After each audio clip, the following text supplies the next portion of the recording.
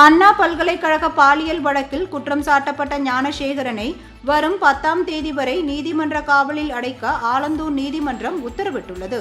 பாலியல் வன்கொடுமை வழக்கில் கைது செய்யப்பட்ட ஞானசேகரனுக்கு பல்வேறு கொள்ளை சம்பவங்களில் தொடர்பிருப்பதும், இது தொடர்பாக அவர் மீது 7 வழக்குகள் நிலுவையில் இருப்பதும் விசாரணையில் தெரியவந்தது. இதனையடுத்து காவல்துறையினர் ஞானசேகரனை 3 நாட்கள் காவலில் எடுத்து விசாரணை நடத்தினர்.